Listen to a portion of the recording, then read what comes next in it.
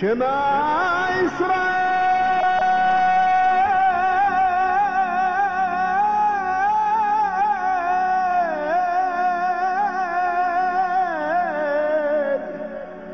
Adonai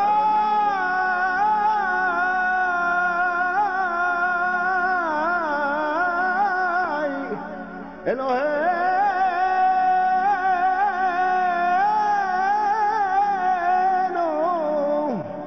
Adonai Echad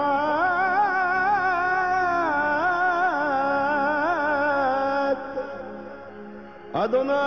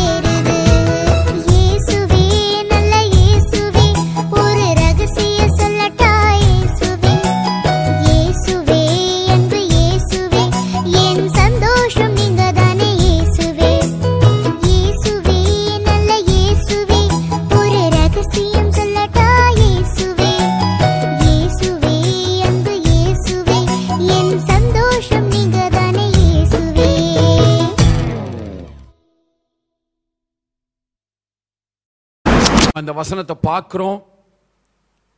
இந்த பாட்டிலையும் அந்த வசனம் தான் ஆரம்ப வார்த்தையா வந்திருக்கு. நம்ம முதல் பாட்டாகவும் அந்த பாட்டை தான் பாடினோம். அதுல இருக்கிற ஒரு முக்கியமான வார்த்தையை தான் ஆண்டவர் வாக்குத்தத்தமாக நமக்கு தந்திருக்கிறார். கொலேசியர் 1ஆம் அதிகாரம் அதனுடைய 27வது வசனத்தை படிக்கும்போது புறஜாதிகளுக்குள்ளே விளங்கிய இந்த ரகசியத்தினுடைய மகிமையின் ஐஸ்வர்யம் என்னதென்று தேவன் தம்முடைய பரிசுத்தவான்களுக்கு தெரியப்படுத்த சித்தமானார். கிறிஸ்துவானவர் மகிமையின் நம்பிக்கையாக.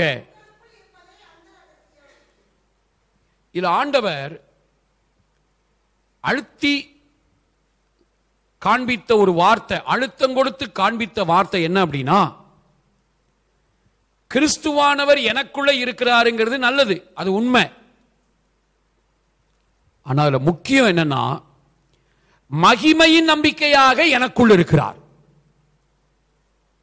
அப்ப இந்த மாசத்தினுடைய வாக்குத்தத்தம் என்ன? இது வெறும் இந்த மாசத்துக்கு மட்டும் இல்ல, நம்ம ஜீவகாலம் எல்லாம் ஆண்டவர் நமக்கு வலியுறுத்தி சொல்றது என்னன்னா, கிறிஸ்துவானவர் மகிமை நம்பிக்கையாக எனக்குள்ள இருக்கிறாரு அப்படிங்கிறத பார்க்கிறது தான் நம்ம வாழ்க்கையுடைய வெற்றியின் ரகசியம். சந்தோஷமா ஆமென் சொல்லுங்க. கிறிஸ்துவானவர் மகிமை நம்பிக்கையாக உங்களுக்குள்ளே எனக்குள்ளே இருக்காரு. கிறிஸ்து எனக்குள்ள இருக்கிறாரு அப்படிங்கிறது மட்டும் நம்முடைய புரிதல் கிடையாது. அவர் எனக்குள்ள எப்படி இருக்காரு? மகிமையின் நம்பிக்கை. பாருங்க, நம்பிக்கையா இருக்கிறாருன்னு கூட போடல. என்ன நம்பிக்கை? மகிமையின் நம்பிக்கை. வெறும் நம்பிக்கை இல்ல, அவர் மகிமையின் நம்பிக்கையா இருக்காராம். Hope of glory. மகிமையின் நம்பிக்கையாக இருக்கிறார் அப்படிங்கிறது ரொம்ப முக்கியமான வார்த்தை. இந்த கொலேசியர் நிருபமே, இந்த கொலேசியர் நிருபம் 4 அதிகாரங்கள் இருக்கு பாருங்க. இந்த 4 அதிகாரங்கள் கொண்ட இந்த கொலேசியர் நிருபத்தினுடைய சாராம்சமே என்னன்னா, கிறிஸ்துவானவர் மகிமையின் நம்பிக்கையாக நமக்குள்ள இருக்கிறார். டி மைனர் கொடுப்பா, டி மைனர் ட்ரை பண்ணி பாடலாமா? கிறிஸ்துவானவர் மகிமையின் நம்பிக்கையாக எனக்குள்ளே வாழ்கிறார் வாழ்கிறார். கிறிஸ்துவானவர் மகிமையின் நம்பிக்கையாக எனக்குள்ளே வாழ்கிறார் வாழ்கிறார். முற்காலத்தில் மறைக்கப்பட்ட ரகசியம் இது, முற்காலத்தில் மறைக்கப்பட்ட ரகசியம் இது. இந்த நாட்களில் நமக்குத்தானே வெளியானது, இந்த நாட்களில் நமக்குத்தானே வெளியானது. திருத்துவ தேவனின் அரவணைப்பே வீடானது, திருத்துவ தேவனின் அரவணைப்பே வீடானது. கிறிஸ்துவானவர் மகிமையின் நம்பிக்கையாக எனக்குள்ளே வாழ்கிறார் வாழ்கிறார். கிறிஸ்துவானவர் மகிமையின் நம்பிக்கையாக எனக்குள்ளே வாழ்கிறார் வாழ்கிறார்.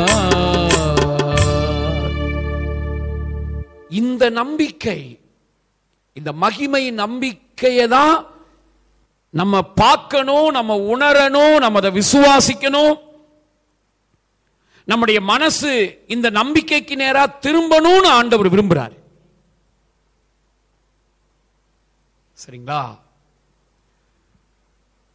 அதாவது கொலோசியர் 1:4 இந்த நம்பிக்கையை பத்தி தான் சொல்லும்போது இது பரலோகத்தில் வைக்கப்பட்டிருக்கிற நம்பிக்கைன்னு சொல்றாரு. படிங்க கொலோசியர் 1:4. பரலோகத்தில் உங்களுக்காக வைத்திருக்கிற நம்பிக்கை நிமித்தம் நம்முடைய கர்த்தராகிய இயேசு கிறிஸ்துவின் பிதாவாகிய தேவனுக்கு ஸ்தோத்திரம் செலுத்தி எப்பொழுதும் உங்களுக்காக வேண்டுதல் செய்கிறோம். அந்த நம்பிக்கையை குறித்து நீங்கள் முன்னமே சத்திய வசனமாகிய சுவிசேஷத்தினாலே கேள்விப்பட்டீர்கள். அப்போ இந்த நம்பிக்கை தான் பரலோகத்தில் வைக்கப்பட்டிருக்கிற நம்பிக்கை. என்ன நம்பிக்கை? எது அது பரலோகத்தில் வைக்கப்பட்டிருக்கிற நம்பிக்கை? கிறிஸ்துவானவர் மகிமையின் நம்பிக்கையா எனக்குள்ள இருக்கிறாரு. இதுதான் பரலோகத்தில் வைக்கப்பட்ட நம்பிக்கையா. இந்த நம்பிக்கையை ஜனங்களுக்கு கொண்டு வரணும், உங்களுக்குள்ள தான் அவர் இருக்கிறாரு அப்படிங்கறத மக்களுக்கு சொல்லணுங்கிறதுக்காகவே தான் பவுல் சொல்றாரு, இதுக்காகவே எனக்கு இந்த ஊழியம் கொடுக்கப்பட்டிருக்கு. 26-27 படிங்க. 25 இருந்தே வாசிங்க. ஆதி காலங்களுக்கும் தலைமுறை தலைமுறைகளுக்கும் மறைவா இருந்து அதை வச்சுதான் அந்த ஆதி காலங்களுக்கும் தலைமுறை தலைமுறைக்கும் மறைவாயிருந்து அப்படின்னு போட்டிருக்கலையா, அததான் முக்காலத்தில் மறைக்கப்பட்ட ரகசியம் இது, முற்காலத்தில் மறைக்கப்பட்ட ரகசியம் இது. இந்த ரகசியம் தாவீதுக்கு தெரியாது, மோசேக்கு தெரியாது. அதனாலதான் கூடாரத்தை கொண்டு போய் எங்க போடுறாரு? தூரத்துல.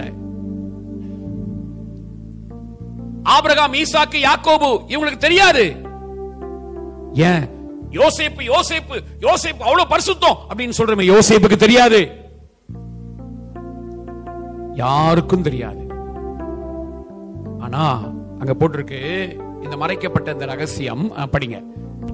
இப்பொழுது அவருடைய பரிசுத்தவான்களுக்கு வெளியாக்கப்பட்ட ரகசியமாகிய தேவ வசனத்தை பூரணமாய் தெரியப்படுத்துகிறதற்கு உங்கள் பொருட்டு தேவனால் எனக்கு அளிக்கப்பட்ட உத்தியோகத்தின்படியே நான் அந்த சபைக்கு ஊழியக்காரனானே. அப்போ இதை சொல்றதுக்கு தான், இதை சொல்வதற்காகவே நான் ஊழியக்காரனானேன் அப்படின்னு சொல்றாரு. அத நம்ம பாடுறோம். முற்காலத்தில் மறைக்கப்பட்ட ரகசியம் இது, முற்காலத்தில் மறைக்கப்பட்ட ரகசியம் இது, இந்த நாட்களில் நமக்குத்தானே வெளியானது, இந்த நாட்களில் நமக்குத்தானே வெளியானது. திருத்துவ தேவனின் அரவணைப்பே வீடானது, திருத்துவ தேவனின் அரவணைப்பே வீடானது. எல்லாருமாய். கிறிஸ்துவானவர் மகிமையின் நம்பிக்கையாக எனக்குள்ளே வாழ்கிறார் வாழ்கிறார். கிறிஸ்துவானவர் மகிமையின் நம்பிக்கையாக எனக்குள்ளே வாழ்கிறார் வாழ்கிறார்.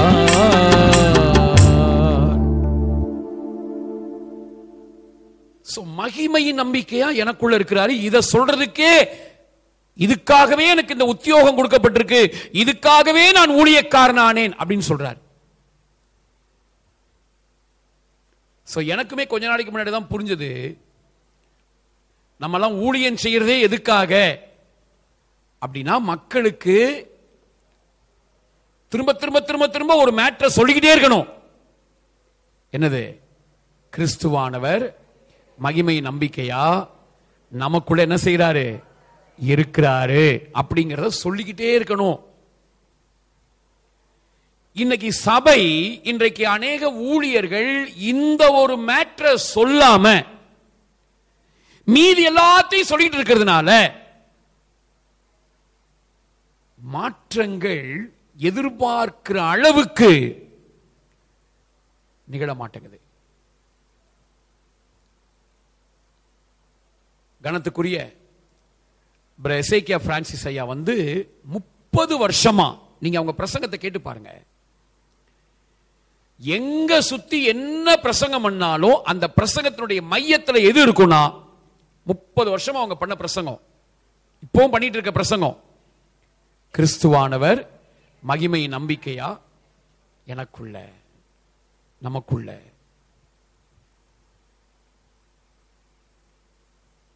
சோ இந்த ஒரு மேட்டருக்குள்ளதாங்க எல்லாமே இருக்கு. இந்த ஒரு புரிதலுக்குள்ளதான் நம்முடைய வாழ்க்கையினுடைய வெற்றி எல்லாமே இருக்கு. நம்முடைய பிரச்சனைகளுக்கான தீர்வு எல்லாமே இங்கதான் இருக்கு. இல்ல, ஒரு கவனிக்க வேண்டிய வார்த்தை மகிமையின் நம்பிக்கை. கிறிஸ்துவானவர் உங்களுக்குள்ள நம்பிக்கையா இருக்காரு அப்படின்னு போட்டிருக்கலாமே, ஏன் மகிமையின் நம்பிக்கைன்னு போட்டிருக்கு?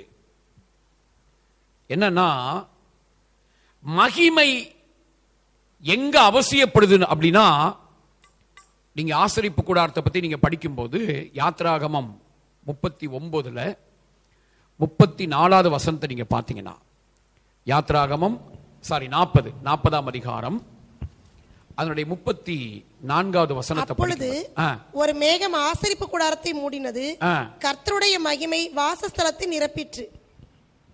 இந்த ஆசரிப்பு கூடாரத்தை மகிமை நிரப்புது பாருங்க. இந்த மகிமை நிரப்புறதுக்கு முன்னாடி இந்த ஆசரிப்பு கூடாரம் எப்படி இருக்குன்னா, மேல பார்த்தா தோல், தகசு தோல், அப்புறம் சுத்தி பார்த்தா ஒரே துணி, அதுக்கப்புறம் பாத்தீங்கன்னா அங்கங்க அங்கங்க நூல்கள், அப்புறம் இந்த ஆடு மாடெல்லாம் பலி செலுத்துறதுனால ஒரே ரத்தத்தினுடைய ஸ்மெல், நாற்றம், ரத்தத்தின் அந்த ஸ்மெல், அந்த மாம்சம் எல்லாம் தகனிக்கப்படுது பாருங்க, அதனுடைய இந்த துர்நாற்றங்கள். இதுக்கு நடுவுல இந்த ஆசரிப்பு கூடாரம் அழகா மாறினதுக்கு காரணமே என்னன்னா, அந்த நாற்றம் எடுக்கிற அந்த அந்த தகசுத்தோல் அதுவும் பயங்கர நாற்றம் எடுக்குமா. அந்த தகசுத்தோல் கருகருன்னு இருக்குமா, பார்க்கிறதுக்கு பயங்கர கருப்பா இருக்குமா. அது ஒரு கடல் பிராணியினுடைய அதுல இருந்து எடுக்கப்பட்ட ஒரு தோல். இப்ப அந்த தோலை தான் மேல மூடியா வச்சு இந்த கூடாரத்தை அமைக்க சொல்லியிருக்காரு. சோ மேல பார்த்தா அதெல்லாம் ஒரே நாற்றம் எடுத்த மாதிரி இருக்கு, பார்க்கிறதுக்கு அருவருப்பா இருக்கு. ஆனா அந்த அருவருப்பெல்லாம் மாத்திட்டு மகிமை இறக்குறேன்னு ஆண்டவர் சொல்லல. மகிமையை இறக்கி, அந்த இடத்துல மகிமையை இறக்கி என்ன செய்தாரு? அலங்கோலத்தை அலங்காரமாய் மாற்றுகிறார், அருவருப்பை அழகாய் மாற்றுகிறார். மகிமை எங்கெல்லாம் இறங்குச்சோ அங்கெல்லாம் பாத்தீங்கன்னா ஒரு நிர்பந்தமான நிலைமை இருக்கும். அங்க அந்த நிர்பந்தமான நிலைமை பாத்தீங்கன்னா சூப்பரா மாறிடும். நிர்பந்தமான நிலைமை நிம்மதியை கொண்டு வரக்கூடிய சூழ்நிலையா மாறிடும். யோவான் 2க்கு வாங்க. யோவான் 2ஆம் அதிகாரம். யோவான் 2ஆம் அதிகாரத்துல 11ஆம் வசனத்தை படிக்கும் போது, இவ்விதமாக இயேசு இந்த முதலாம் அற்புதத்தை கலிலேயாவில் உள்ள கானா ஊரிலே செய்து தம்முடைய மகிமையை வெளிப்படுத்தினார். அங்க என்ன? தண்ணீர் திராட்சரசம் குறையப்பட்டுச்சு, திராட்சரசம் இல்ல. ஒரு இல்லாமை, யூத திருமணத்துல திராட்சரசம் இல்ல அப்படின்னா அந்த குடும்பத்துக்கு ஒரு மிகப்பெரிய தலைகுனிவு, வெட்கத்துக்குரிய ஒரு காரியம். வெட்கத்துக்குரிய தலைகுனிவுக்கு ஏதுவான ஒரு சூழ்நிலையில இருக்கிற அந்த நேரத்தில் ஆண்டவர் தம்முடைய மகிமையை விளங்க பண்ணி வெட்கத்தின் அனுபவத்தை வெற்றியா மாத்தினார் பாருங்க. அதான் மகிமை. அதே மாதிரி யோவான் 11ஆம் அதிகாரம் 40ஆம் வசனம் படிக்கும் போது இயேசு அவளை நோக்கி, நீ விசுவாசித்தால் தேவனுடைய மகிமையை காண்பாய் என்று நான் உனக்கு சொல்லவில்லையா என்றார். நீ விசுவாசித்தால் தேவனுடைய மகிமையை காண்பாய். இங்க என்ன நடக்குது? 4 நாள் ஆயிடுச்சு, நாருமே அப்படின்னு சொல்லக்கூடிய மரித்த நிலையில் இருக்கிற லாசரு அந்த மகிமை இறங்கின உடனே அந்த மகிமையை பார்க்கும்படியா என்ன ஆகுது? நாற்றம் எடுத்தவனா இல்ல, நாற்றம் நீக்கப்பட்டவனாக, மரித்தவனா இல்ல, உயிர் உள்ளவனாக எழும்பி வருகிறத நம்ம பார்க்கிறோம். இதெல்லாம் நமக்கு என்ன சொல்லுது? கிறிஸ்துவானவர் மகிமையின் நம்பிக்கையா நமக்குள்ள இருக்கிறதே எதுக்காகனா, நம்முடைய நிர்பந்தமான நிலைகளை நிம்மதியின் நிலைகளாக மாற்றுவதற்கு, நம்முடைய அலங்கோலமான நிலையை அலங்காரமாய் மாற்றுவதற்கு, நம்முடைய அழுக்கடைந்த நிலைமையை அழகாய் மாற்றுவதற்கு, நம்முடைய இருளான பகுதிகளை வெளிச்சமாய் மாற்றுவதற்கு. சரி, இதுல இருந்து நம்ம சில குறிப்புகளை நம்ம படிக்க போறோம். என்ன படிக்க போறோம் அப்படின்னா, முதலாவதாக இதை நம்ம கேள்வியா படிக்க போறோம். கேள்வியாக படிக்க போறோம். என்ன கேள்வியா படிக்க போறோம்னா, முதல் கேள்வி, கிறிஸ்துவானவர் மகிமையின் நம்பிக்கையாக நம்முடைய எந்தெந்த பகுதிகளுக்குள் வாசம் செய்கிறார்? இதை நம்ம படிக்க போறோம். சரிங்களா? அடுத்து இரண்டாவது நம்ம படிக்க போற விஷயம் என்னன்னா, மகிமையின் நம்பிக்கையாக வாசம் பண்ணுகிற கிறிஸ்து எப்படிப்பட்டவர்? மகிமையின் நம்பிக்கையாக நமக்குள் வாசம் பண்ணுகிற கிறிஸ்து எப்படிப்பட்டவர்? அதை படிக்க போறோம். மூணாவது கேள்வி என்னன்னா, நமக்குள் மகிமை நம்பிக்கையாக வாசம் பண்ணுகிற கிறிஸ்து நமக்குள் என்ன செய்வார், என்ன செய்கிறார்? கேள்வி உங்களுக்கு எல்லாம் வந்திருக்கல, ஐயா உள்ள இருந்துட்டு என்னையா செய்றீங்க, என் நிலைமை அப்படியே தானே இருக்கு, என்ன செய்வீங்க? அதே கேள்விதான் கேட்கிறோம். என்ன செய்கிறார்? நாலாவது ரொம்ப முக்கியமான கேள்வி, இது கடைசி காலமா? ஏன்னா ஒரு மகிமை நம்பிக்கையா உள்ள இருக்காரே, அப்படிலாம் இருக்கும்போது இது கடைசி காலமா? அந்த கேள்வியை நம்ம கேட்கணும். அஞ்சாவது, இந்த காலம் எதற்குரிய கடைசி காலம்?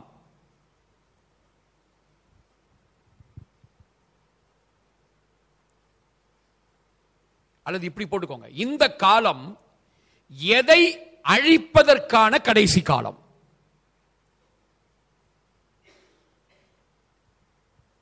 இந்த 5 கேள்விகளை நம்ம கனெக்டடா படிக்க போறோம். அப்ப இந்த மாச வாக்குத்தத்தம் என்ன?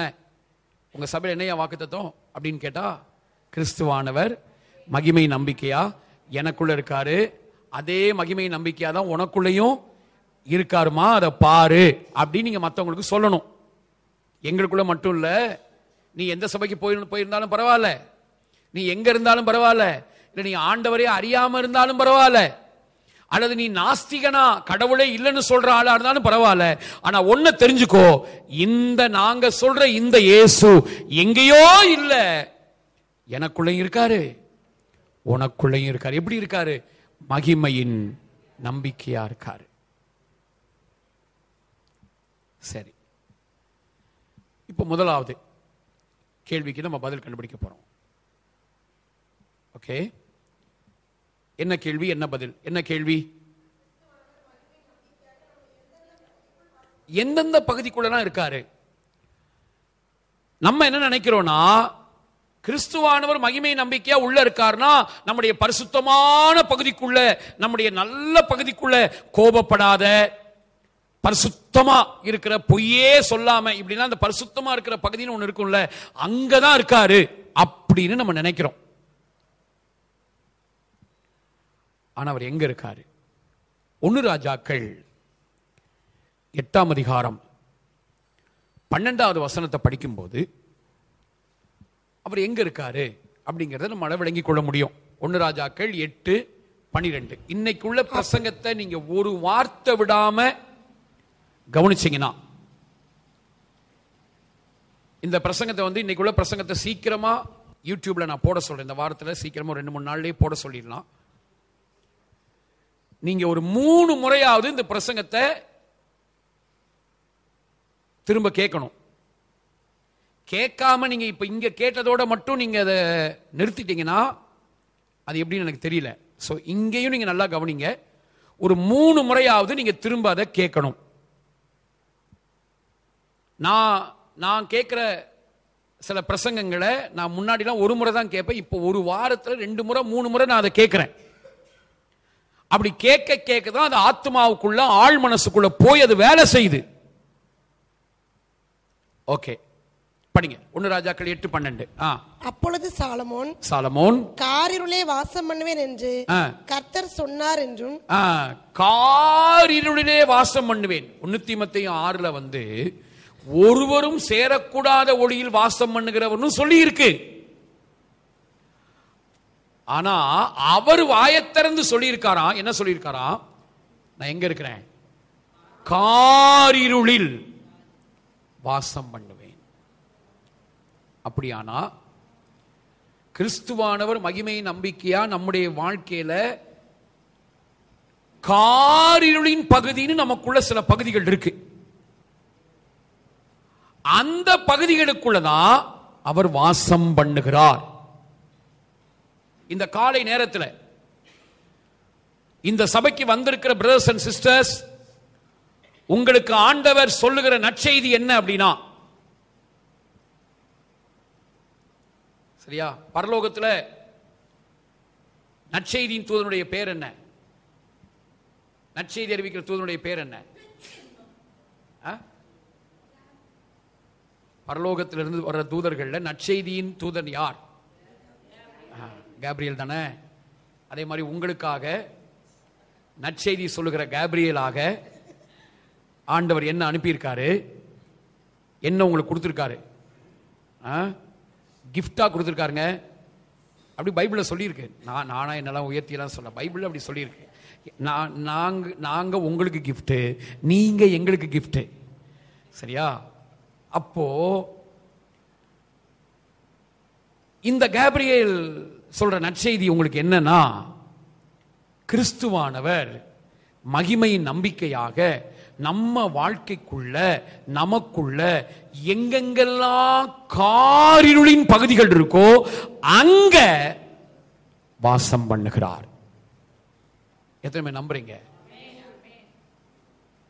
அப்படி இந்த கொலோசிய நிருபத்திலேயே நம்முடைய காரிருளின் பகுதிகளாக ஒரு 7 பகுதிகள் சொல்லப்பட்டிருக்கு. சரியா? 7 பகுதிகள். அதுல யார் யாருக்குள்ள எந்தெந்த பகுதிகளில் நீங்க போராடிட்டு இருக்கீங்கிறத நீங்களே இந்த வசனங்களை படிக்கும் போது நிதானிச்சுக்கோங்க. 7 பகுதிகள் இருக்கு. 1, விடுதலையாக்கப்பட வேண்டிய பகுதி.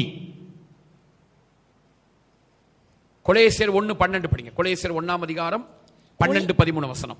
ஒளியில் உள்ள பரிசுத்தவான்களுடைய சுதந்திரத்தில் பங்கடைவதற்கு நம்மை தகுதியுள்ளவர்கள் ஆக்கினவரும் இருளின் அதிகாரத்தில் நின்று நம்மை விடுதலையாக்கி தமது அன்பின் குமாரன். இருளின் அதிகாரத்திலிருந்து நம்மை விடுதலையாக்கின்னு சொல்லப்பட்டிருக்கு இல்லையா? நம்ம வாழ்க்கைக்குள்ள ஒவ்வொருத்தருக்குள்ளையும் ஏதோ ஒரு இருளின் அதிகாரம் நம்மால முன்னேற முடியாதபடி, நம்மால செயல்பட முடியாதபடி, எப்போது நம்மளை சோர்வடைய பண்ணுகிற, அடுத்து என்ன நம்ம ஸ்டெப் எடுத்து வைக்கிறது, வாழ்க்கையில் அடுத்து என்ன முடிவெடுக்கிறது அப்படின்னு தீர்மானம் எடுக்க முடியாம, முன்னோக்கி நகர முடியாம இருக்கிற அந்த இருளின் பகுதி இருக்கு பாருங்க, அந்த இருளின் அதிகாரத்தின் பகுதி, அது நம்ம வாழ்க்கையில நம்ம அதை விட்டு விடுதலையாகணும். அந்த விடுதலையாக்கப்பட வேண்டிய அந்த பகுதிக்குள்ள கிறிஸ்துவானவர் மகிமையின் நம்பிக்கையா இருக்கார். அந்த பகுதி தனியா இல்ல பிரதர் சிஸ்டர், சகோதர சகோதரி, அந்த பகுதி தனியா இல்ல. எது உங்க வாழ்க்கையை முன்னேற முடியாம தடுத்துக்கிட்டு இருக்கோ, எது உங்க வாழ்க்கையை செயல்பட முடியாம ஆக்கிக்கிட்டு இருக்கோ, எது உங்க வாழ்க்கையை சோர்வடைய பண்ணிக்கிட்டு இருக்கோ, அந்த பகுதிக்குள்ள இயேசு இருக்கிறாரு. அந்த பகுதிக்குள்ள இயேசு இருக்கிறாருங்கிறத நீ நம்பு, அதை நீ பாரு, உன் விசுவாச கண்ணை திறந்து பாரு, அதை கற்பனை செய் அப்படின்னு ஆண்டவர் நமக்கு அழைப்பு கொடுக்கிறார். சரி, அடுத்து பாத்தீங்கன்னா இரண்டாவது மன்னிக்கப்பட வேண்டிய பகுதிக்குள்ள இருக்காரு. படிங்க 14ஆம் வசனம் 14. கொலோசியர் 1:14. குமாரனாகிய அவருக்குள் அவருடைய இரத்தத்தினாலே பாவ மன்னிப்பாகிய மீட்பு நமக்கு உண்டாயிருக்கிறது. அப்ப மன்னிக்கப்பட வேண்டிய பகுதி பாவ மன்னிப்பு. நம்ம வாழ்க்கையில மன்னிக்கப்பட வேண்டிய பகுதி, அதாவது மன்னிக்கப்பட வேண்டிய பாவம் அப்படின்னு ஒவ்வொருத்தருடைய வாழ்க்கையில இருக்கு இல்லையா? இந்த குறிக்கப்பட்ட பாவம் என்கிட்ட அடிக்கடி போராடுது, என் சிந்தைக்குள்ள வருது, அந்த பாவ எண்ணம் என் சிந்தைக்குள்ள வருது. சோ எல்லா பாவத்துக்குரிய வேர் பாவம் என்னன்னு நமக்கு தெரியணும் இல்லையா? வேர் பாவம் என்ன? எல்லா பாவத்துக்கும் ரூட் எது? அப்பாவை அறியாமல் இருப்பதுதான் வேர்பாவம். இதை நீங்க மறக்கவே கூடாது. இன்னைக்கு கிறிஸ்தவங்க ஊழியக்காரங்க என்ன பண்றாங்கன்னா, டேய் அப்படி பண்ணாதடா, இப்படி பண்ணாதடா, அதை செய்யாதடா, இதை செய்யாதடா அப்படின்னு அவன் என்ன பண்றான்? பழத்திலேயே கை வைக்கிறான், பழத்தை வெட்டுறான். ஆனா வேர்ல கை வைக்காதனால இவன் என்னதான் பழத்தை வெட்டினாலும் திரும்ப அது என்ன ஆயிருது? வந்துருது. இப்ப எங்க கை வைக்கணும்? வேர்ல. வேர் என்னது? ஆண்டவரை அறியாமல் இருப்பதுதான் வேர். அதாவது ஆண்டவரோடு உறவாடாமல் இருப்பது, அப்பாவோடு உறவாடாமல் இருப்பதுதான் வேர் பாவம். அப்பாவோடு உறவாட ஆரம்பித்து விட்டால் அதுக்கு பேர் தான் நித்திய ஜீவன். அப்போ மன்னிக்கப்பட வேண்டிய அந்த பாவத்தின் பகுதிக்குள்ள இயேசு இருக்கிறார். நீங்க பொய் சொல்றவங்களா இருக்கீங்களா? நீங்க சொல்ற அந்த பொய்க்குள்ளேயும் இயேசு இருக்கிறாரு. ஐயோ பொய் சொன்னா இயேசு என்னை விட்டு போயிடுவார்ல போல இருக்காரு, அங்கதான் இருக்காரு.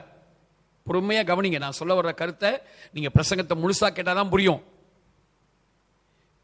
உங்களுக்குள்ள ஏதோ ஒரு இச்சை, அந்த இச்சையான எண்ணம் போராடிட்டு இருக்குல்ல, அந்த இச்சையான எண்ணத்துக்குள்ள இயேசு இருக்கிறார். நீ செல்போன்ல கண்டதையும் பார்க்கிற பார், அப்படி நீ அந்த பார்க்கிற அந்த அந்த சூழலையும் இயேசு இருக்கிறார்.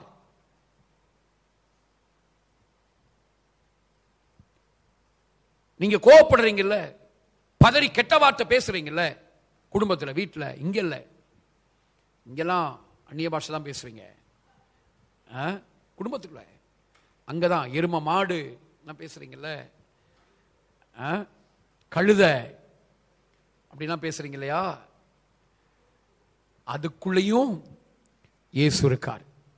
சென்னை தமிழ்ல பிள்ளைங்களை ஏய் எமன்டா நீ, பெத்த பிள்ளைய என்னவா எமன், அப்படிலாம் நீங்க திட்டுறீங்கல்ல, அங்க இயேசு இருக்காரு. வீட்டுக்காரர அடிக்கிறீங்களா? சரி, நீங்க அடிச்சாலும் சரி, இல்ல அவர்கிட்ட நீங்க அடி வாங்கினாலும் சரி, அந்த பகுதிக்குள்ள யார் இருக்கிறது? இயேசு இருக்கிறார். சோ நம்முடைய வாழ்க்கையினுடைய மன்னிக்கப்பட வேண்டிய பகுதிக்குள்ள கிறிஸ்துவானவர் மகிமை நம்பிக்கையா இருக்காரு. சரி, அடுத்து மூணாவது, அடுத்தவர் எங்க இருக்காரு அப்படி நீங்க பாத்தீங்கன்னா, மன்னிக்கப்பட வேண்டிய பகுதிக்குள்ள இருக்காரு. அடுத்தவர் எங்க இருக்கிறார் அப்படின்னா, நம்முடைய மரித்து போன பகுதிகள். கொலோசியர் 3 அதனுடைய முதல் வசனத்துல, கொலோசியர் 3ஆம் அதிகாரம் முதல் வசனம், கிறிஸ்துவுடன் கூட எழுந்ததுண்டானால், அப்படின்னா அப்ப எழும்புறதுக்கு முன்னாடி நம்முடைய நிலைமை எப்படிதான் இருந்திருக்கு? மரித்து போன நிலை. அப்போ கிறிஸ்துவானவர் மகிமை நம்பிக்கையா எங்க இருக்கார்னா, நம்முடைய மரித்து போன பகுதி இருக்கும் இல்லையா? ஜெபம் செத்து போன மாதிரி இருக்கு, வேத வாசிப்பு செத்து போன மாதிரி இருக்கு, ஆண்டவர் மேல வைத்திருக்கிற அந்த விசுவாசம் செத்து போச்சு, சூழ்நிலைகளை பார்த்து அன்பு செத்து போச்சு. இப்படி வாழ்க்கையில நிறைய பகுதிகள் உயிரோடு இருந்ததெல்லாம் செத்து போயிருக்கு அப்படின்னு சொல்றீங்கல்ல, அந்த செத்து போன பகுதிக்குள்ளையும் இயேசு இருக்கிறார். சரிங்களா? அடுத்து நாலாவது எங்க இருக்காரு அப்படின்னா, நம்முடைய கீழான நாட்டங்கள் இருக்கு பாருங்க. கீழான நாட்டம், லோ டிசையர்ஸ், நம்முடைய கீழான நாட்டத்துக்குள்ளையும், அதாவது கீழான விருப்பங்கள், கீழ்த்தரமான விருப்பங்கள்னு சொல்லலாம், அங்கேயும் இயேசு இருக்கிறார். படிங்க இந்த கொலோசியர் 3 1-2 வசனம். நீங்கள் கிறிஸ்துவுடன் கூட எழுந்தது உண்டானால் கிறிஸ்து தேவனுடைய வலது பாரிசத்தில் வீற்றிருக்கும் இடத்தில் உள்ள மேலானவைகளை தேடுங்கள், பூமியில் உள்ளவைகளை அல்ல, மேலானவைகளையே நாடுங்கள். அந்த அப்ப மேலானவைகள்னா அதுக்கு முன்னாடி என்ன இருக்கு? கீழானவைகள் இருக்கு. மேலானவைகள்னா மேல பாக்குறதுன்னு அர்த்தம் கிடையாது, கீழானவைகள்னா கீழே பாக்குறதுன்னு அர்த்தம் இல்ல. சரியா? அதாவது ஹை லெவல் திங்கிங், அதான் மீனிங். லோ லெவல்ல யோசிக்கிறது, கீழான நிலை. அப்போ கிறிஸ்து எங்க இருக்கார் மகிமை நம்பிக்கையாக? நம்முடைய கீழான நிலைக்குள்ள இருக்காரு, கீழான விருப்பங்களுக்குள்ள, கீழானவைகளை நாடுகிற அந்த கீழான நாட்டங்களுக்குள்ள, அங்கேயும் இயேசு மகிமையின் நம்பிக்கையா இருக்காரு. அந்த கீழான நாட்டங்களை பத்தி தான் விளக்கமா 5ஆம் வசனத்துல சொல்றாரு. அந்த கொலோசியர் 3:5 விபச்சாரம், அசுத்தம், மோகம், துர்இச்சை, விக்கிரக ஆராதனையான பொருளாசை ஆகிய இவைகளை பூமியில் உண்டு பண்ணுகிற உங்கள் அவைகளை அழித்து போடுங்க. இதெல்லாம் கீழான நாட்டம். இங்க நம்ம படிக்கிறோம் பாருங்க, இப்ப நம்ம படிக்கிற இந்த பகுதிகள் எல்லாம் கீழான நாட்டம்.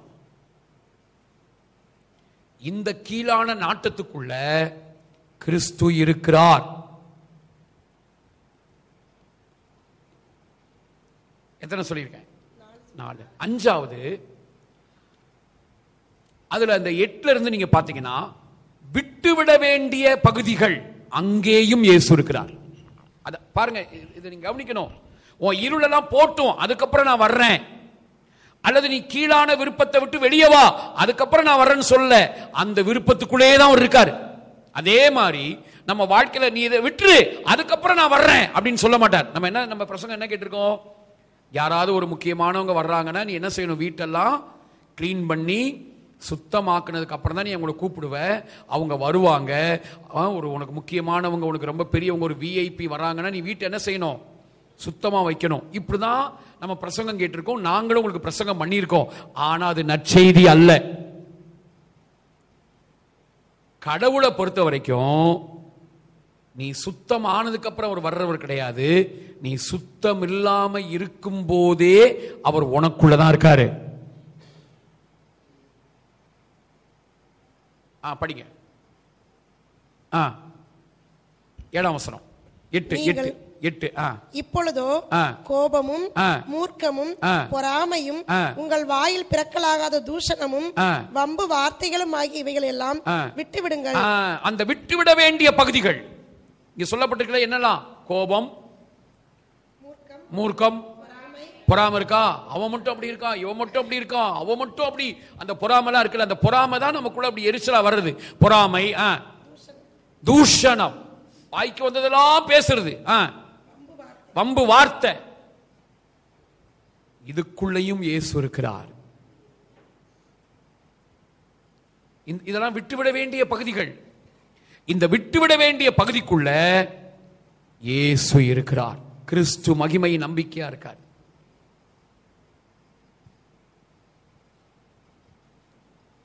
ஆராதனைக்கு வர்றதுக்கு முன்னாடி இல்ல நேத்தைக்கோ இல்ல இந்த வாரத்துடைய பிள்ளைகளை மூர்க்கமா வம்பு வார்த்தையை சொல்லி தூஷணமா பேசுறீங்களா சிஸ்டர்?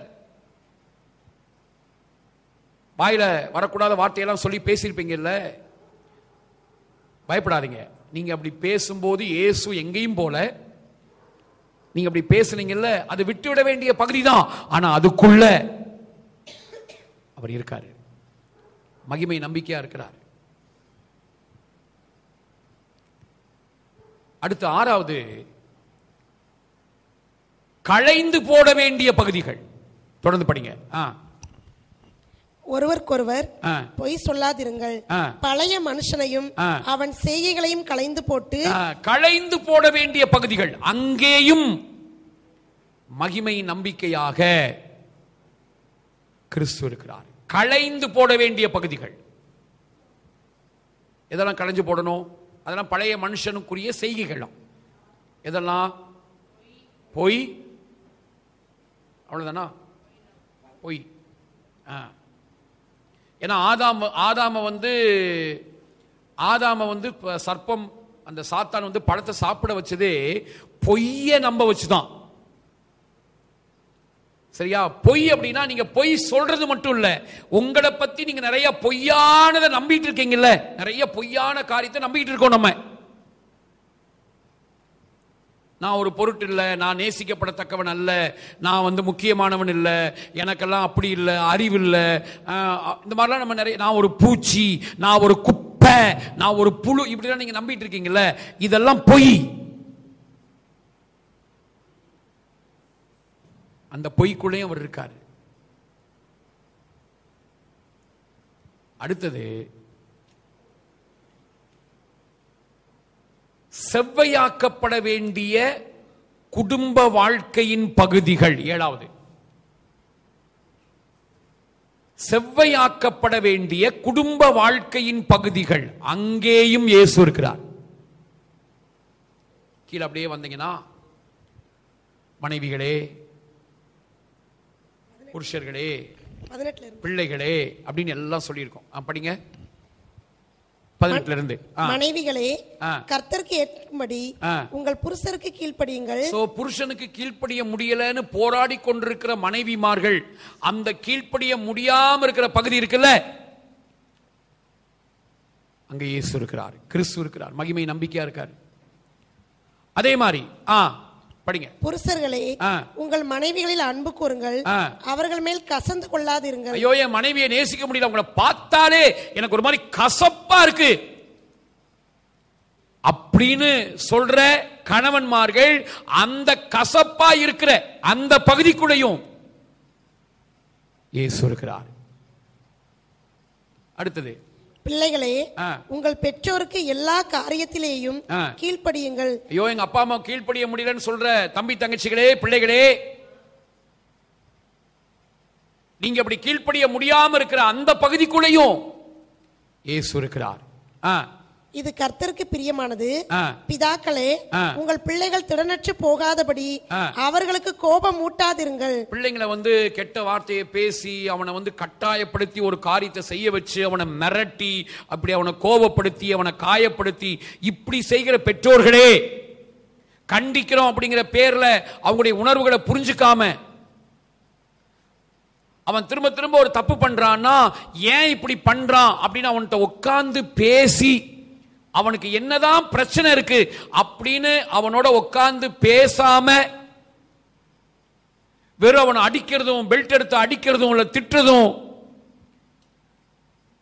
இந்த மாதிரியான காரியத்தை செய்து கொண்டு வேதனையோடு இருக்கிற பெற்றோர்களே, நீங்கள் அப்படி கோபப்படுத்தி பிள்ளைங்களை கோபப்படுத்தி திடனற்று போக பண்ற அந்த பகுதிக்குள்ளேயும் இயேசு இருக்கிறார். நான் சொல்றேன், உங்க பையனை பார்த்துட்டே நீ ஃபர்ஸ்ட் மார்க் எடுத்தேன்னா உனக்கு நாங்கள் இப்படிலாம் நாங்கள் இதெல்லாம் செய்வோம். நீ நல்ல மார்க் எடுக்கலைன்னா உனக்கு நாங்கள் இப்படி செய்ய மாட்டோம் அப்படி நீங்க சொல்றது சரியா? சரி இல்லை. டேய், நீ ஃபர்ஸ்ட் மார்க் எடுத்தாலும் எடுக்கலனாலும் நீ எங்களுக்கு யாருதான்? முக்கியம்தாண்டா. நீ எங்களுக்கு நேசிக்கப்படத்தக்கவன் தாண்டா. ஆனா நாங்க உன்னை நேசிக்கிறோம் பாரு, அதை நீ வேல்யூ பண்ணி நீ என்ன செய், நல்ல மார்க் எடு.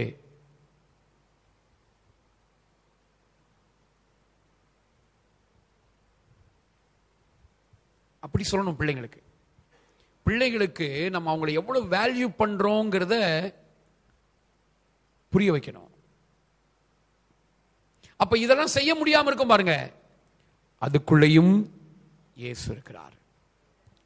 அடுத்தது வேலைக்காரரே, சரீரத்தின்படி உங்கள் எஜமான்களாய் இருக்கிறவர்களுக்கு எல்லா காரியத்திலேயும் கீழ்ப்படிந்து நீங்கள் மனுஷருக்கு பிரியமாய் இருக்க விரும்புகிறவர்களாக, பார்வைக்கு ஊழியம் செய்யாமல் தேவனுக்கு பயப்படுகிறவர்களாக கபடமில்லாத இருதயத்தோட ஊழியம் செய்யுங்கள். சோ இப்படி எஜமானுக்கு உண்மை இல்லாம இருக்கிற வேலைக்காரங்க அப்படி உண்மை இல்லாம இருக்காங்கல்ல, அங்கேயும் இயேசு இருக்காரு. அதே மாதிரி வேலைக்காரங்களை கணத்துக்குரியவங்கள நடத்த தெரியாத எஜமான்களா இருக்காங்கல்ல, அங்கேயும் இயேசு இருக்கிறார். ஆக மொத்தத்தில் இது எல்லாத்தையும் ஒட்டுமொத்தமா சேர்த்து ஒரே பாயிண்ட்ல சொல்லணும். அதான் சொன்னேன், என்னது? செவ்வையாக்கப்பட வேண்டிய குடும்ப வாழ்க்கையின் பகுதிக்குள்ளே என்ன செய்கிறார்? இயேசு இருக்கிறார். இப்படி இந்த 7 பகுதிகளுக்குள்ள இயேசு இருக்கிறார். இப்ப யார் யாருக்குள்ள எந்தெந்த பகுதியெல்லாம் இப்போ உங்களுக்குள்ள போராடிட்டு இருக்கு, அங்க இயேசுவ அவர் இருக்கிறாருங்கிறத பார்த்து இயேசு அங்க இருக்கிறாரு, என்னுடைய விடுதலையாக ஆக்கப்பட வேண்டிய பகுதிக்குள்ள இருக்காரு, என்னுடைய மன்னிக்கப்பட வேண்டிய பகுதிக்குள்ள இருக்காரு, என்னுடைய கீழான அந்த நாட்டத்தின் பகுதிக்குள்ள இருக்காரு, என்னுடைய மரித்து போன பகுதிக்குள்ள இருக்காரு, அப்புறம் நான் விட்டுவிட வேண்டிய பகுதிக்குள்ள இருக்கிறாரு, நான் களைந்து போட வேண்டிய பகுதிக்குள்ள இருக்காரு, என்னுடைய செவ்வையாக்கப்பட வேண்டிய என் குடும்ப வாழ்க்கையின் பகுதிக்குள்ள இருக்க. இதெல்லாம் ஒட்டுமொத்தமா சேர்த்துதான் காரிருளின் பகுதி. அப்படி கற்பனை செஞ்சு பாடுங்க பார்க்கலாம். கிறிஸ்துவானவர் மகிமையின் நம்பிக்கையாக எனக்குள்ளே வாழ்கிறார். அந்த பகுதிக்குள்ள, அந்த உங்க வாழ்க்கையில் இருக்கிற அந்த அலங்கோல பகுதிக்குள்ள, அந்த காரிருளின் பகுதிக்குள்ள முற்காலத்தில் மறைக்கப்பட்ட ரகசியம் இது. முற்காலத்தில் மறைக்கப்பட்ட ரகசியம் இது. இந்த நாட்களில் நமக்குத்தானே வெளியானது. இந்த நாட்களில் நமக்குத்தானே வெளியானது. திருத்துவ தேவனின் அரவணைப்பே வீடானது.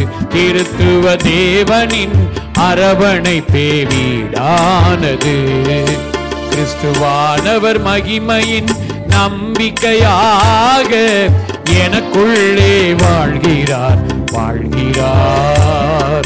கிறிஸ்துவானவர் மகிமையின் நம்பிக்கையாக எனக்குள்ளே வாழ்கிறார்.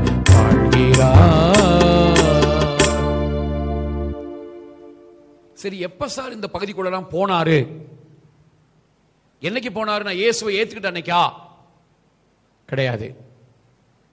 2000 ஆண்டுகளுக்கு முன்னே கல்வாரி சிலுவையில் அவர் தொங்கிக் கொண்டிருக்கும் போது, என் தேவனே என் தேவனே ஏன் என்னை கைவிட்டீர் அப்படின்னு அவர் மூச்சு வாங்கி, என் தேவனே ஏன் என்னை கைவிட்டீர்னு கதறினார் பாருங்க.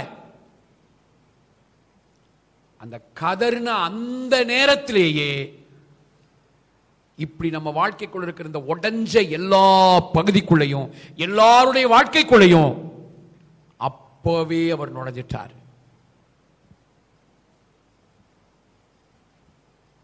சரிங்களா? ஏன்னா இப்ப நம்ம சொன்ன இந்த பகுதிகள் எல்லாம் நமக்குள்ள இருந்துகிட்டு என்ன சொல்லும் தெரியுமா?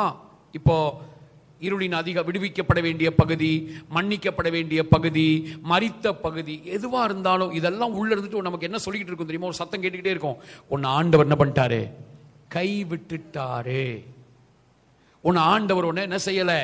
நேசிக்க மாட்டார். ஏன்னா நீ இப்படி எல்லாம் குறைவா இருக்கு. அவர் நேசிக்கிறவர் தான், ஆனா ஒன்ன நேசிக்க மாட்டார். எல்லாரையும் நேசிப்பார். ஏன் நீ இவ்வளவு குறையோட இருக்க?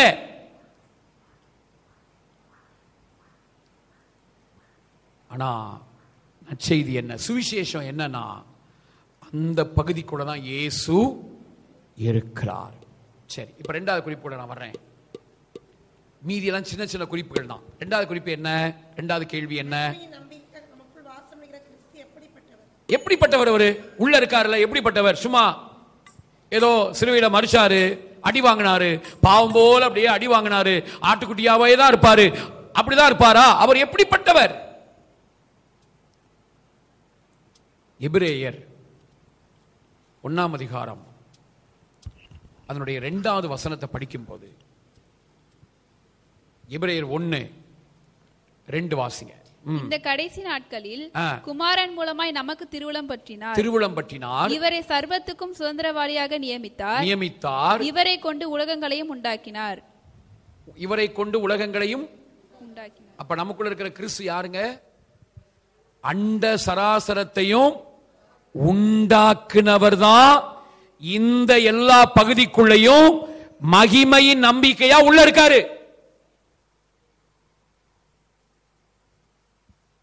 இதை நீங்க பார்க்கணும். இதை நீங்க சாதாரணமா எடுக்க, பைபிள்ல போட்டிருக்கு அப்படின்னு எடுக்கக்கூடாது. இதை நீங்க உள் வாங்கணும். இன்னைக்கு நம்ம பார்க்கிற இந்த மலைகள், இந்த ஆறுகள், ஏரிகள், நம்ம எண்ணூர் கிட்ட இருக்கிற இந்த கடல், இது அத்தனையும் சூரியன், சந்திரன், நட்சத்திரங்கள் அத்தனையும் உண்டாக்குனவர் தாங்க. அத்தனையும் படைத்தவர், அத்தனைக்கும் அதிகாரியாக இருக்கிறவர் தான், அத்தனைக்கும் தலைவராக இருக்கிறவர் தான், அத்தனைக்கும் எஜமானா இருக்கிறவர் தான் நமக்குள்ள இருக்காரு. அது மட்டும் இல்ல, உண்டாக்கிட்டு அவர் விட்டுறல, விட்டு போயிடல. அடுத்து போட்டிருக்க அதே அந்த எபிரேயர்ல அடுத்து 3ஆம் வசனத்துல, இவர் அவருடைய மகிமையின் பிரகாசமும் அவருடைய தன்மையின் சொரூபமுமாய் இருந்து சர்வத்தையும் தம்முடைய வல்லமையுள்ள வசனத்தினாலே தாங்குகிறவராய், உண்டாக்குனதை என்ன பண்ணிட்டு இருக்காரா? தாங்கி பிடித்திருக்கிறார். உண்டாக்குன எல்லாத்தையுமே, சர்வத்தையும் என்ன பண்ணிட்டு இருக்காரு? தாங்கி பிடித்திருக்கிறார். சோ இந்த சர்வத்தையும் தாங்கி பிடித்திருக்கிறவர் தான் உங்களுக்குள்ள, எனக்குள்ள. டி மைனர் எப்படி இருக்காரு? வழியானவர், சத்தியமானவர், ஜீவனான இயேசு எனக்குள்ளே வாழ்கிறார். வழியானவர், சத்தியமானவர், ஜீவனான இயேசு எனக்குள்ளே வழியான. இப்படி அவர் சர்வத்தையும் உண்டாக்கி அந்த சர்வத்தையும் தாங்கி பிடிச்சிருக்காரு பாருங்க. எல்லாத்தையும் அவருடைய வல்லமையுள்ள வசனத்தினால என்ன பண்ணிருக்காரு? அப்படியே தாங்கி சஸ்டைன் பண்ணிருக்காரு, தாங்கி பிடிச்சிருக்காரு. சோ இந்த உலகத்தில் நம்ம பார்க்கிற, இந்த உலகத்தில் இருக்கிற எல்லா இடங்களுமே அவருடைய தாங்கி பிடித்திருக்கிற அந்த பிடிப்புக்குள்ளதான் இருக்கு. இதுக்கு இந்த ஒரு வாரத்தில் நடந்த இந்த புயல்லே நமக்கு ஒரு பெரிய சாட்சிங்க. இவனுக்கு என்னென்ன சொன்னானுங்களோ அதுக்கு எதிர்மாறாதான் எல்லாமே என்ன ஆச்சு? ஒரு கடத்துல போட்டான், பார்த்தேன், கணிக்க முடியாத நிலை. இது வலுவிளக்குன்னு சொன்னா அது என்ன ஆகுது? இது புயலா மாறாதுன்னு வானிலை சொன்னா அது என்ன ஆகுது? புயலா மாறிடுச்சு. ஈவினிங் தாயா கரையை கிடக்கும் அப்படின்னா அது எப்பதான் கரையை கிடக்குது? நைட் தான் கிடந்துச்சு, ஈவினிங் கிடக்கல. அடுத்து எப்ப பயங்கர மழை வரும் லீவ் விட்டானோ அன்னைக்கு மழையே வரல. சரிங்களா? மழை வரல. இப்படி நம்ம நிறைய பாக்குறோம்.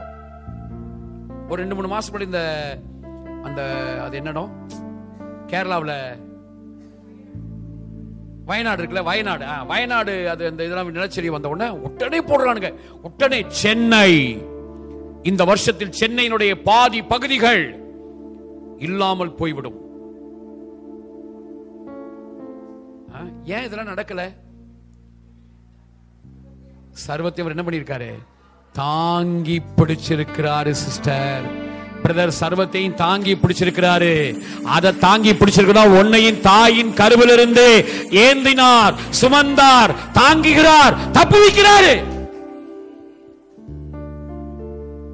அதனால அவன் செய்வன வச்சுட்டான், இவன் அதை பண்ணிட்டான், அவன் இதை பண்ணிட்டான். அதை பார்க்காத, அதை பார்க்காத. அதை பார்க்கலனா அது வெயிட் ஆகி வேலை செய்யும். அதை பார்க்காம அதை தூக்கி மிதி மிதி மிதி மிதிச்சிட்டு தாங்கி பிடிச்சிருக்காருல இயேசுவை பாரு. ஆமென். சந்தோஷமா ஆமென் சொல்லுங்க. ஆமா, செய்வன அதை பண்ணிட்டான், இதை பண்ணிட்டான், நீ பார்த்தேன்னா அது உன் உயிரை வாங்கிரும். தாங்கி பிடிச்சிருக்கிற இயேசுவை நீ பார்த்தேனா சத்துருடைய உயிரை நீ வாங்குவ.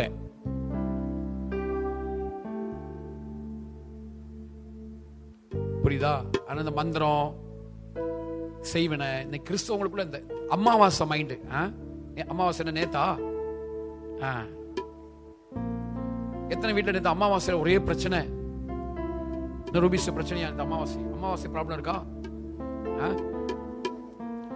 நல்ல செய்தி, உங்கள் முன்பாக பிரசங்கம் பண்ணி கொண்டிருக்கிற நான் பிறந்ததே அமாவாசை அன்றுதான் அப்படிங்கிற நல்ல செய்தி போன வாரம் தான் கேள்விப்பட்டேன்.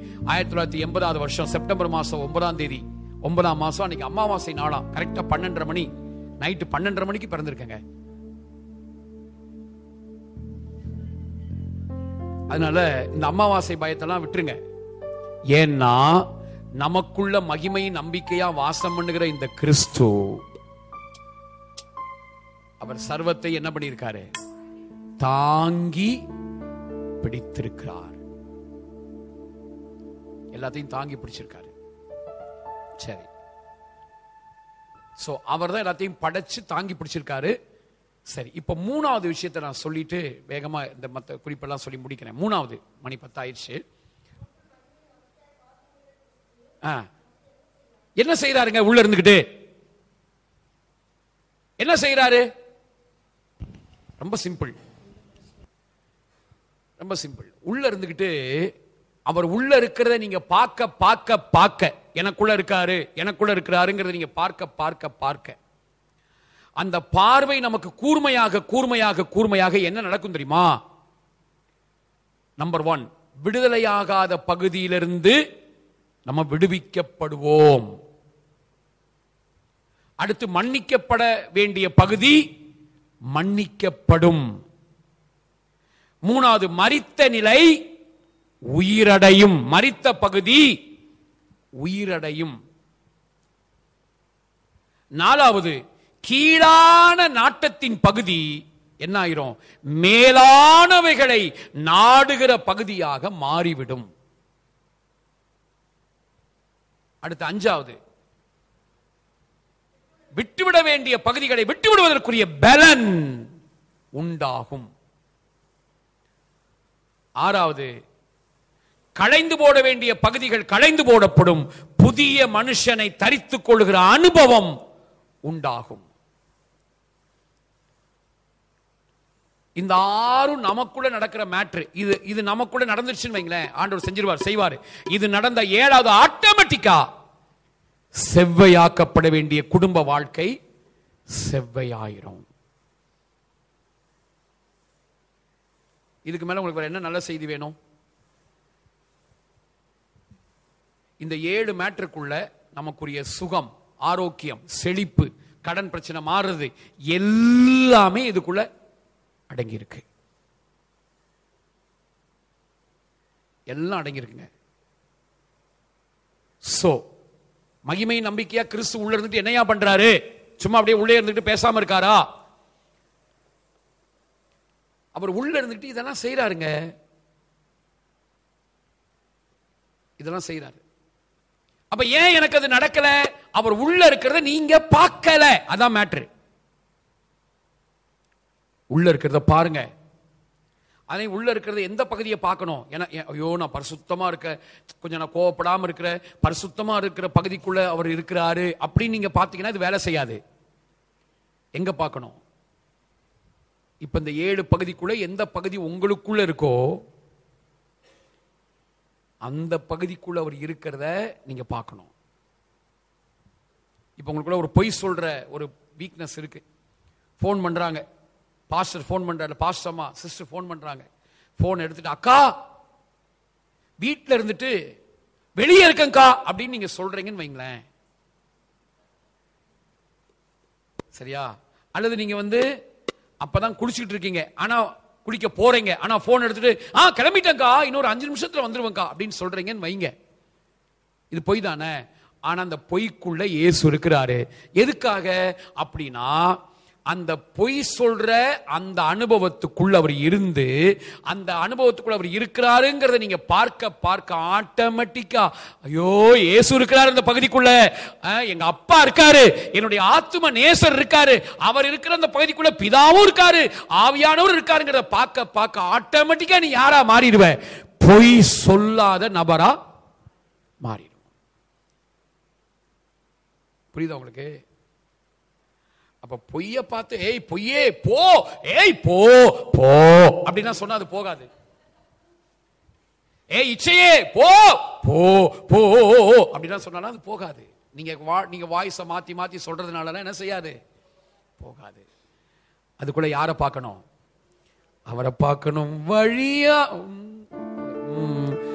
வழியானவர், சத்தியமானவர், ஜீவனான இயேசு எனக்குள்ளே வாழ்கிறார்.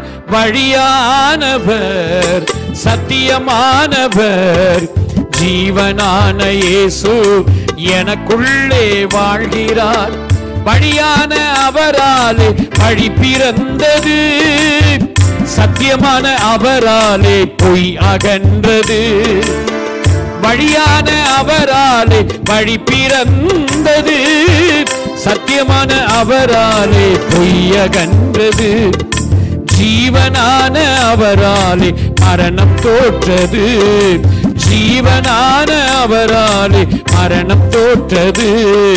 சிலுவையில் அவர் செய்து முடித்ததன் மகத்துவம் இது, சிலுவையில் அவர் செய்து முடித்ததன் மகத்துவம் இது.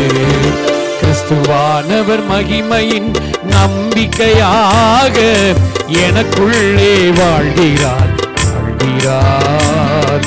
கிறிஸ்துவானவர் மகிமையின் நம்பிக்கையாக எனக்குள்ளே வாழ்கிறார் வாழ்கிறார்.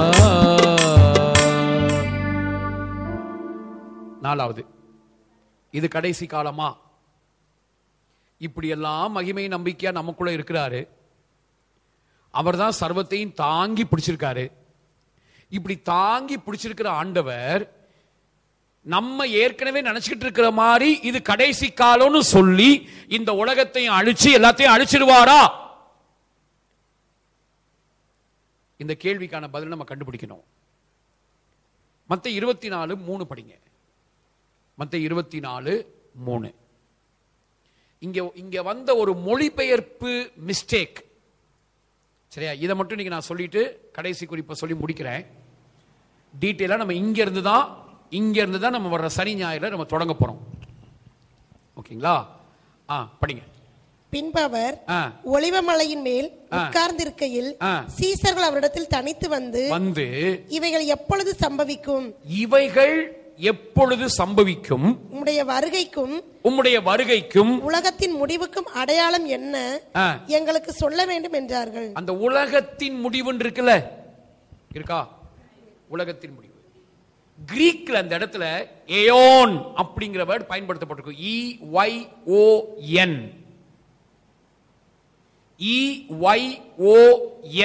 ஏயோன் அப்படின்னா உலகம் அப்படிங்கிற மீனிங் கிடையாது. பைபிள்ல உலகம்னு வர்ற இடத்துல எல்லாம் உபயோகப்படுத்தப்பட்டிருக்கிற கிரீக் வேர்ட் காஸ்மாஸ்.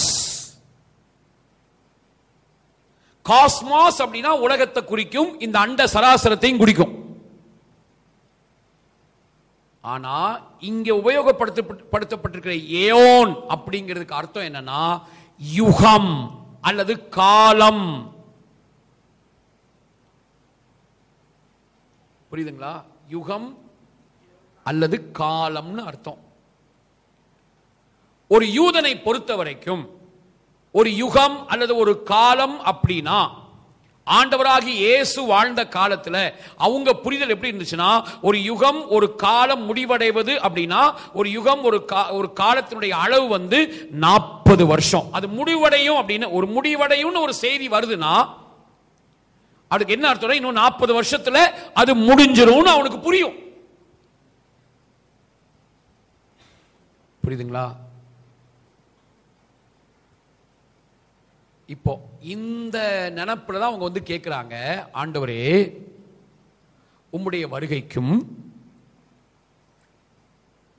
இந்த யுகத்தினுடைய முடிவுக்கும் அடையாளம் என்ன?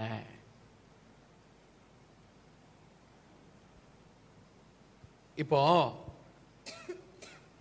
முதல் 2 வசனத்துல இயேசு ஒரு மேட்டரை சொல்றாரு. அதான் நான் என்ன சொல்றேன்னா, எப்பயுமே பைபிளை முன்னாடி பின்னாடி எல்லாம் சேர்த்து சேர்த்து படிக்கணும். அப்படி படிக்கலனா குழப்பம்தான், குழம்பிக்கிட்டே இருப்போம். படிங்க முதல் 2 வசனம். இயேசு தேவாலயத்தை விட்டு புறப்பட்டு போகையில் அவருடைய சீசர்கள் தேவாலயத்தின் கட்டடங்கள் அவருக்கு காண்பிக்க அவரிடத்தில் வந்தார்கள். இப்ப கட்டடத்தெல்லாம் காண்பிக்கிறாங்க. இயேசு அவர்களை நோக்கி, இவைகளை எல்லாம் பார்க்கிறீர்களே, இவ்விடத்தில் ஒரு கல்லின் மேல் ஒரு கல் இராதபடிக்கு எல்லாம் இடிக்கப்பட்டு போகும் என்று மெய்யாகவே உங்களுக்கு சொல்லுகிறேன் என்றார். எங்க யூதனை பொறுத்த வரைக்கும் தேவாலயம் தாங்க அவனுக்கு உலகமே. ஒரு யூதனுக்கு தேவாலயம் தான் என்னது? உலகமே அவனுக்கு அதான். ஆனா இப்ப ஆண்டவர் சொல்றாரு, இந்த தேவாலயம் என்ன ஆயிரும்? ஒரு கல்லின் மேல் ஒரு கல் இல்லாம இடிக்கப்பட்டு போயிரும்னா அவனை பொறுத்த வரைக்கும் அது அவனுக்கு என்னது? உலகமே என்ன ஆயிருச்சு? முடிஞ்சிருச்சுன்னு தான் அவனுக்கு அர்த்தம். இப்போ இந்த லவ் பண்றவங்க எல்லாம் பாத்தீங்கன்னா, லவ் ஃபெயிலியர் ஆயிடுச்சுன்னா அவன் கதறுவான் பாருங்க, ஐயோ போயிட்டே, நீ தானே எனக்கு உலகம்னு நினைச்சிட்டு இருந்த, உலகமே எனக்கு நீ தானே, இப்ப நீ போயிட்ட, எனக்கு உலகமே என்ன ஆயிடுச்சு? அவ்வளவுதான், முடிஞ்சிருச்சு.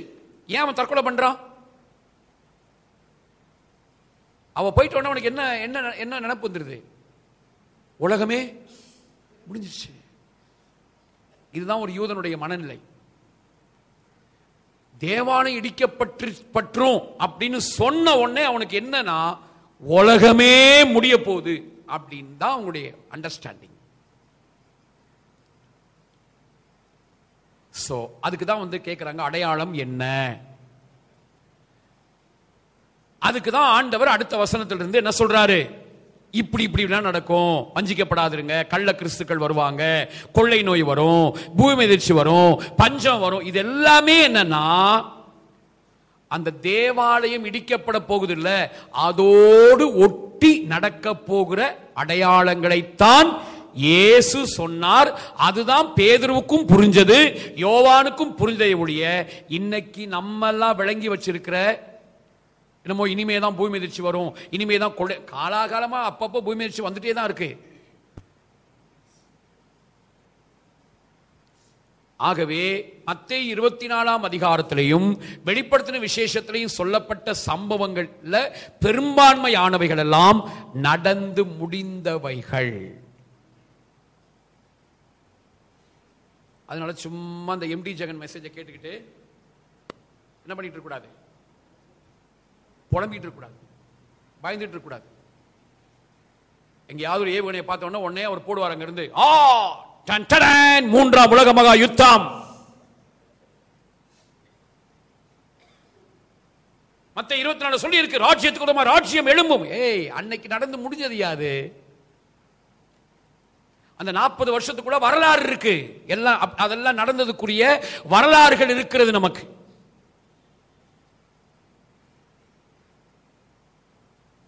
சரியா? யூடியூப்ல 2ஆம் வருகையும் இருக்க வேண்டிய ஆயத்தங்களும்னு நான் 4 வருஷத்துக்கு முன்னாடி பண்ண பிரசங்கமும் யூடியூப்ல இருக்கு. எப்படி இருந்த நீங்க இப்படி ஆயிட்டீங்க.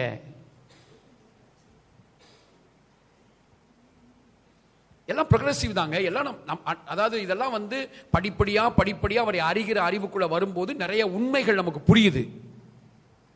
ஆக இது கடைசி காலமா அப்படின்னா இவங்க சொல்ற மாதிரியான கடைசி காலம் இது அல்ல.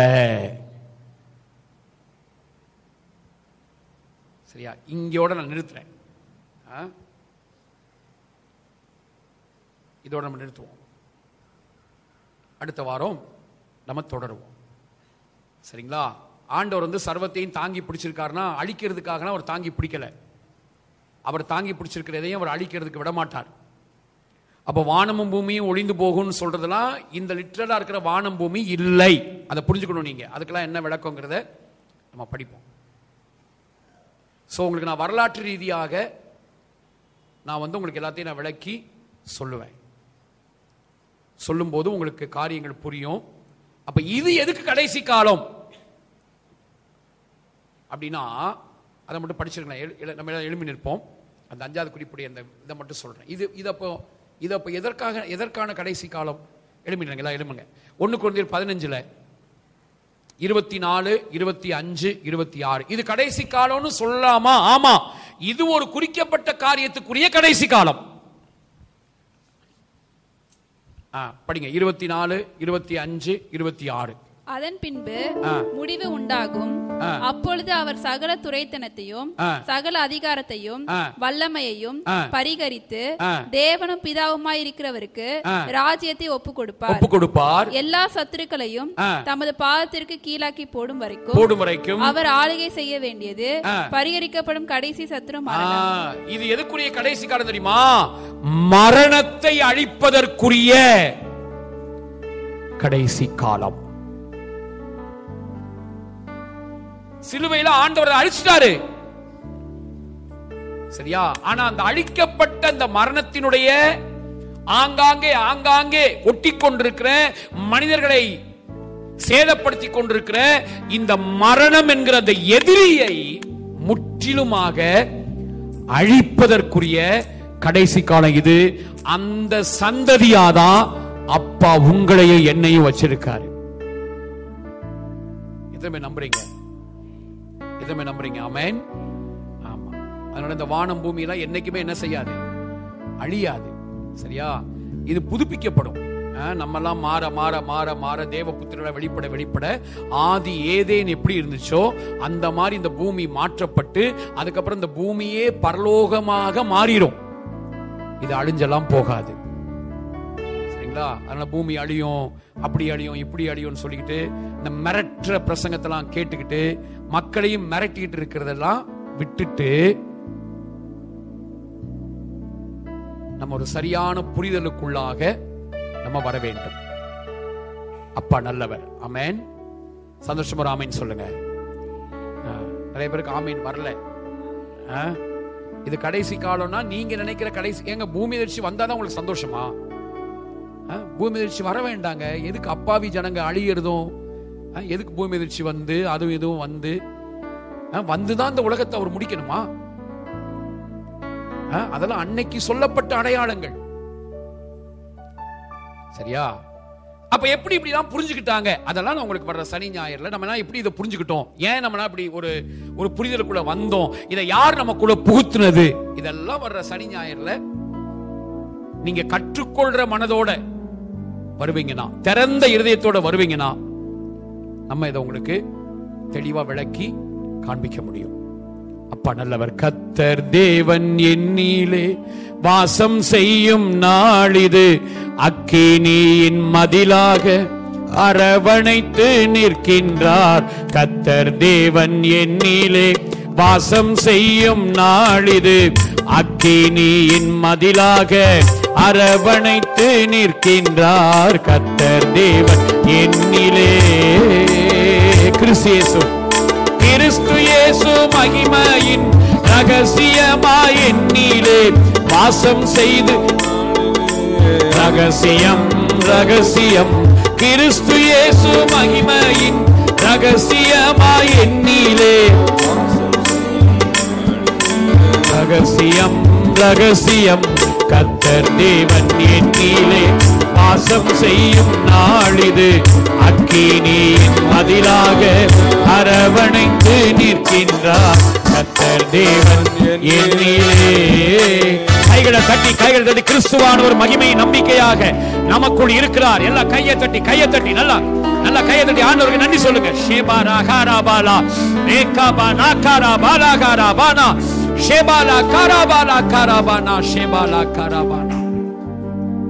Thank you அப்பா. பிதாவே உமக்கு நன்றி செலுத்துகிறோம். நீங்க பேசின வார்த்தைகளுக்காக உமக்கு நன்றி அப்பா. நீங்க மகிமை நம்பிக்கையா எங்களுக்குள்ள இருக்கிறதே எங்களுக்கு வாக்குத்தத்தமா நீங்க தந்ததுக்காக உமக்கு நன்றி. தொடர்ந்து எல்லாரையும் பொறுப்படுங்க. எல்லாருக்குள்ள இருக்கிற தேவையில்லாத பயங்கள் வெளியேறட்டும் அப்பா. எல்லாருக்குள்ளையும் தேவ அன்பு பெருகட்டும். நல் வாழ்வை விரும்புகிறவங்களா எல்லாரும் மாறட்டும் அப்பா. இந்த பூமியை நல்ல கண்ணோட்டத்தோடு பார்க்கிற அந்த பார்வை எல்லாருக்குள்ளையும் வருவதாக அப்பா, வருவதாக. சிருஷ்டிப்பெல்லாம் தேவ புத்திரலா நாங்க எப்ப வெளிப்படுவோம்னு காத்துக்கிட்டு இருக்கு. அப்படி நாங்க வெளிப்படுறதுக்கு தான் நீங்க விரும்புறீங்க.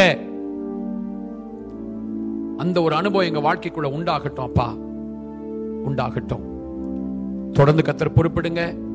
எல்லாருடைய வாழ்க்கையிலும் நாங்கள் ஜீவனையும் ஆரோக்கியத்தையும் பரிபூர்ணத்தையும் சுகத்தையும் பேசுகிறோம் அப்பா. கர்த்தர் கிரியை செய்யுங்க. உங்க வல்லமை விளங்க பண்ணுங்க. உங்களுடைய வருகைக்கு எங்க எல்லாரையும் ஆயத்தப்படுத்துங்க. நிச்சயமா நீங்க வருவீங்கப்பா. முதலாம் முறை வந்த ஆண்டவருடைய 2ஆம் வருகை இருக்கு, வருவீங்க. உங்க வருகைக்கு எங்களை ஆயத்தப்படுத்துங்க. அதுக்கு முன்னாடி நாங்க எதெல்லாம் செய்யணுமோ செய்து முடிக்க எங்களை பயன்படுத்துங்கப்பா. உங்க அன்பு கரத்துல ஒப்பு கொடுக்கிறோம். எங்கள் ஆண்டவர் இயேசுவின் நாமத்தில், யெஷுவா நாமத்தில் ஜெபிக்கிறோம் எங்கள் நல்ல பிதாவே, ஆமென். எல்லாரும் ஐஷ்மா இஸ்ராயேல் அடோனாய் எலோஹேனு அடோனாய் ஏகாட் ஷ்மா இஸ்ராயேல் அடோனாய் எலோஹேனு அடோனாய் ஏகாட் ஷ்மா இஸ்ராயேல் அடோனாய் எலோஹே அடோனாய் ஏகாட். நம்ம சேர்ந்து சொல்லுவோம். என் ஆத்துமாவே என் முடனமே பரிசுநாமத்தை ஸ்தோத்திரி.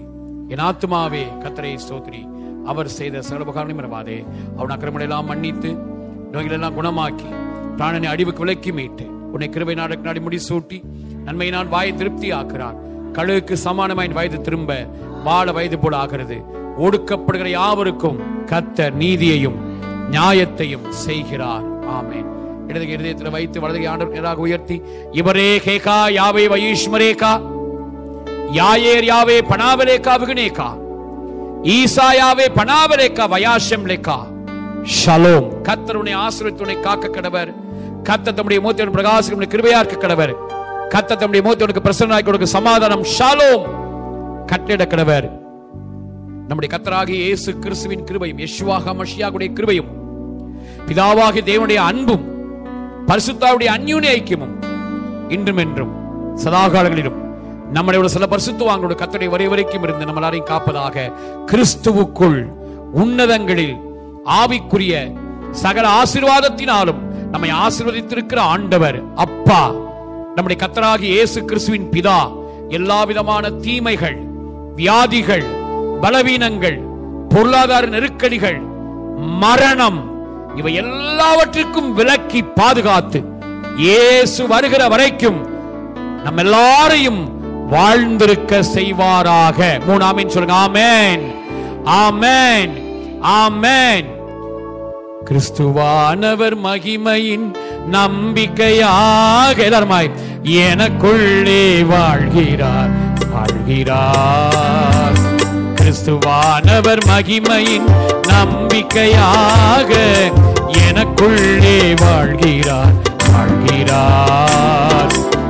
காலத்தில் மறைக்கப்பட்ட ரகசியம் இது, காலத்தில் மறைக்கப்பட்ட ரகசியம் இது. இந்த நாட்களில் நமக்குத்தானே வெளியானது, இந்த நாட்களில் நமக்குத்தானே வெளியானது. திருத்துவ தேவனின் அரவணைப்பே வீடானது, திருத்துவ தேவனின் அரவணைப்பே வீடானது. கிறிஸ்துவானவர் மகிமையின் நம்பிக்கையாக எனக்குள்ளே வாழ்கிறார்.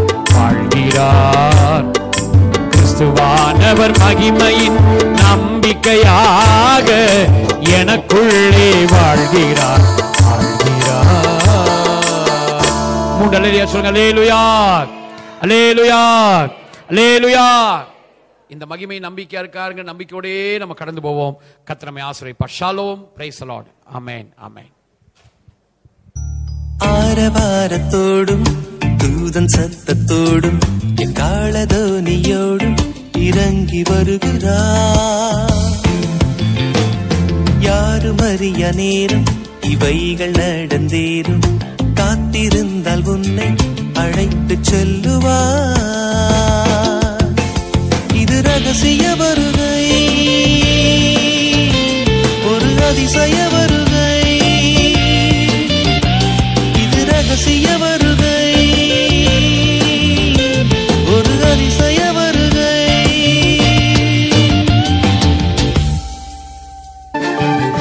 இயேசுவே ரட்சகர் என்பதை நம்பி நீ மன்றாடி மன்னிப்பை பெற்றுக்கொள். இன்று நீ குற்றங்கள் ஒப்புக்கொள், வாழ்க்கையை மாற்றிக்கொள். வேறொன்றும் வேண்டாமே, வேண்டுதல் கேட்பாரே. இன்றைக்கு வந்தாலும் ஆச்சரியம் இல்லையே, ஆயத்தமாக நீ நின்றாலே தப்பித்தாய். சட்டென்று செல்லுவாய், கர்த்தரை சந்திப்பாய். மேகத்தில் உன்னை போல் நம்பி நான் நிற்பாரே. இயேசுவை நம்பாமல் ரட்சிப்பு இல்லாமல் மோட்சத்தை எண்ணாதே. மோசமாய் போகாதே, யாக்கோபின் கஷ்டத்தை சந்திக்க நாடாதே. சாத்தானின் முத்திரை பெற்று தன்மாளாதே. நித்திய அக்கினி உனக்கு வேண்டாமே, சத்திய வேதத்தின் வார்த்தையை நம்பியே வா. பரலோகம் ஒரு புறத்தில், பாடுகள் புவியில் மறுபுறத்தில். விழிப்புடன் இருந்தால் நீ பிழைத்திடுவாய். வரப்போகும் ஆக்கினைக்கு தப்பித்துக் கொள்வாய். விழிப்புடன் இருந்தால் நீ பிழைத்திடுவாய். வரப்போகும் ஆக்கினைக்கு தப்பித்துக் கொள்வாய்.